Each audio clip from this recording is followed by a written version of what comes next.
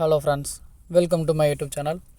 So நம்ம இன்றைக்கி என்ன பார்க்க போகிறோம் அப்படின்னா, சில பேர் எனக்கு யூசர் நேம் மறந்துட்டு பாஸ்வேர்டு மறந்துட்டு அப்படின்னு சொல்லுவாங்க. ஸோ அதெல்லாம் எப்படி நம்ம கண்டுபிடிக்கலாம் அப்படின்றத வச்சு பார்க்கலாம். ஸோ யூசர் நேம் அப்படிங்கிறது என்ன அப்படின்னா, உங்களுக்கு நீங்கள் மையத்தில் ஒரு ஐடி ஓப்பன் பண்ணதுக்கப்புறம் உங்களுக்கு ஒரு யூசர் நேம் ஒரு பாஸ்வேர்டு கொடுப்பாங்க. ஸோ அதை வச்சு தான் நீங்கள் லாக்இன் பண்ண முடியும். ஸோ உதாரணத்தை சொல்லணும்னா இப்போ நான் காமிக்கிறேன் பாருங்கள். ஸோ இந்த மாதிரி இருக்கும். நீங்கள் அப்ளிகேஷன் இன்ஸ்டால் பண்ணதுக்கப்புறம் யூசர் நேம் பாஸ்வேர்டு போட்டது லாக்இன் கொடுத்தா நீங்கள் உள்ளே போக முடியலன்னா பண்ண முடியாது. ஸோ அந்த நேம் சில பேர் மறந்துடுவாங்க. ஏன்னா போட்டு கொடுத்தவங்களும் ஸ்க்ரீன்ஷாட் எடுக்காம விட்டுருப்பாங்க, இவங்களும் மறந்துருப்பாங்க. ஸோ அது எப்படி கண்டுபிடிக்குது அப்படின்னா, இப்போ உங்களை யார் சேர்த்து விட்டாங்களோ அவங்ககிட்ட உங்களோட யூசர் நேம் அவங்ககிட்ட இருக்கும். அது எப்படி கண்டுபிடிக்கலாம் அப்படின்னா, அது எப்படி பார்க்கலாம் அப்படின்னா, அந்த அவங்களோட இதை ஓப்பன் பண்ணதுக்கப்புறம் அந்த 3 லைனை கிளிக் பண்ணால் அவங்கள்ட்ட அல்லது நீங்களே யாருக்காவது ஐடி படுத்தினா அவங்களுக்கு ஞாபகம் இல்லை அப்படின்னா நீங்கள் எப்படி கண்டுபிடிக்கணும்னா, அந்த பார்த்தீங்கன்னா ஜானலஜி ட்ரீன் இருக்கும்.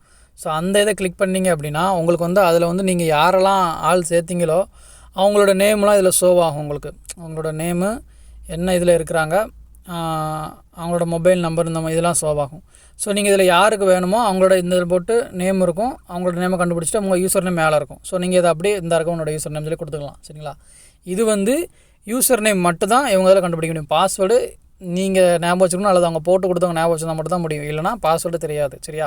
இது யூசர் நேமுக்கு இப்படி கண்டுபிடிக்கலாம். இது நெக்ஸ்ட்டு சரி, நான் யூசர் நேம் எனக்கு தெரியும், பாஸ்வேர்டு தான் மறந்துட்டு அப்படின்னா அது எப்படி கண்டுபிடிக்கலாம் அப்படின்னா, சேம் அதே மாதிரி நீங்கள் உங்களோட புதுசாக யூசர் நேமில் பாஸ்வேர்டு கொடுக்குறப்ப கீழே ஒன்று பார்த்தீங்கன்னா ஃபர்கட் பாஸ்வேர்டுன்னு இருக்கும். ஸோ இப்போ நம்மளுக்கு யூசர் நேம் கிடச்சிருச்சு. ஸோ நீங்கள் இப்போ நீங்கள் உங்கள்கிட்ட ஜானஜி ட்ரீயில் யாரை சேர்த்திங்களோ அவங்களோட யூசர் நேமை நீங்கள் அடிச்சிருவீங்க. அடித்ததுக்கப்புறம் பாஸ்வேர்டு மட்டும் தெரியாது. ஸோ பாஸ்வேர்டு என்ன அப்படின்றது ஏதோ ஒரு பாஸ்வேர்டு வச்சுட்டு கீழே பார்த்தீங்கன்னா ஃபர்கட் பாஸ்வேர்டுன்னு இருக்கும். சரிங்களா? நீங்கள் அந்த இதை கிளிக் பண்ணிங்க அப்படின்னா new password, confirm new password, mobile நம்பரும் கேட்கும். ஸோ நீங்கள் இந்த என்ன நியூ பாஸ்வேர்டு என்ன பாஸ்வேர்டுமோ அதை கொடுத்துட்டு, கன்ஃபார்மாக என்ன பாஸ்வேர்டு கொடுக்கணுமோ அதையும் கொடுத்துட்டு, கன்ஃபார்ம்னா இந்த மேலே என்ன கொடுத்தீங்கன்னா அதான் கீழே கொடுக்கணும். சரிங்களா? ரெண்டு வேறு கொடுக்கக்கூடாது. கொடுத்துட்டு மொபைல் நம்பர், இந்த மொபைல் நம்பர் தான் மெயின். இந்த மொபைல் நம்பர் என்ன அப்படின்னா, நீங்கள் என்ன மொபைல் நம்பர் வச்சு ரிஜிஸ்டர் பண்ணிங்களோ அந்த மொபைல் நம்பர் இதில் கொடுக்கணும். ஏன்னா சம்டைம்ஸ் இதில் ஓடிபி போகும். ஓடிபி வந்ததுக்கப்புறம் தான் நீங்கள் சேஞ்ச் பண்ணுற மாதிரி இருக்கும். சரிங்களா? இப்போ எனக்கு ஆல்ரெடி தெரியும், நான் அதனால் இப்போ இதை நான் கொடுக்கல, நியூவாக கொடுக்கல. ஸோ பாஸ்வேர்டு தெரியாதவங்க அந்த மாதிரி கொடுத்துட்டு சப்மிட் கொடுத்தீங்க அப்படின்னா உங்களுக்கு பாஸ்வேர்டு சேஞ்ச் ஆயிரும். பட் ஆனால் இதில் ஒரு என்னன்னா, நீங்கள் இதில் ₹10 அவங்க எடுப்பாங்க. ஏன்னா நீங்கள் ஃபர்கட் பாஸ்வேர்டு கொடுத்து நம்ம சேஞ்ச் பண்ணுறோம் அப்படின்னா ₹10 பிடிப்பாங்க. அப்போ நான் அந்த யாருக்காவது நான் பைசா அனுப்பணுமா அப்படின்னு சொல்லி கேட்கணும். அதில் தேவையில்லை. நீங்கள் ஆல்ரெடி ஆர்ட்ஸ் பார்த்து வச்சுருப்பீங்கள்ல. இப்போ அவர் எடுத்துகிட்டு அப்படின்னா, இப்போ அவர் ஆல்ரெடி இப்போ அதில் ஆர்ட்ஸ் பார்த்து வச்சுருக்காரு. ஸோ இதில் அவர்கிட்ட ₹100 இருக்குன்னு அப்படின்னா இதுலேருந்து அவங்க கழிச்சு கொடுவாங்க. ஸோ அதனால் பிரச்சனை இல்லை, நீங்கள் பணம் கட்டணும் அவசியம் இல்லை. ஆனால் இதில் இன்னொன்று என்னென்னா, நீங்கள் ஃபஸ்ட் டைம் ஓப்பன் பண்ணியிருக்கீங்க, வித்ராவே பண்ணலை அப்படின்னா நீங்கள் அப்போம்போலே நீங்கள் ஃபர்கட் பாஸ்வேர்டு கொடுத்து மாற்றிட்டீங்க அப்படின்னா உங்களால் ₹60 ஃப்ரீ வித்ராவல் கொடுக்க முடியாது. நீங்கள் மறுபடியும் பிஎம் ஆனதுக்கப்புறம் தான் உங்களால் ₹60 கொடுக்க முடியும். ஸோ அது ஒரு பிரச்சனை இருக்குது இதில்.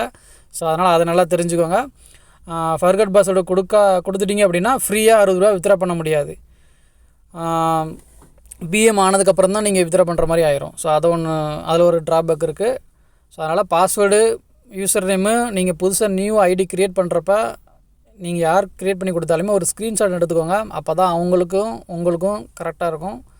இல்லைனா அவங்களுக்கு நீங்கள் சேர்க்குற ஆள் அதில் அப்புறம் இன்ட்ரெஸ்ட் இல்லாமல் போயிடுவார். ஏன்னா இது கிட்டத்துக்கு ₹10 ₹20 அப்படின்ற மாதிரி போயிடுவாங்க. ஸோ அதனால் ஸ்க்ரீன்ஷாட் எடுத்துக்கோங்க, அதான் பெஸ்ட்டு. எப்போவுமே ஐடி க்ரியேட் பண்ணுறப்ப ஸ்க்ரீன்ஷாட் எடுத்துக்கிறது இல்லை வீடியோ ரெக்கார்ட் எடுத்துக்கிறது நல்லது. ஓகேவா? இதான் சொல்ல நினச்சேன். ஸோ பாஸ்வேர்டு, யூசர் நேம் மறந்துட்டால் அந்த மாதிரி பண்ணுங்கள். வேறு ஏதாவது டவுட் இருந்தால் கேளுங்க, சொல்கிறேன். சேனலை சப்ஸ்கிரைப் பண்ணுங்கள், ஃபாலோ பண்ணுங்கள். தேங்க்யூ.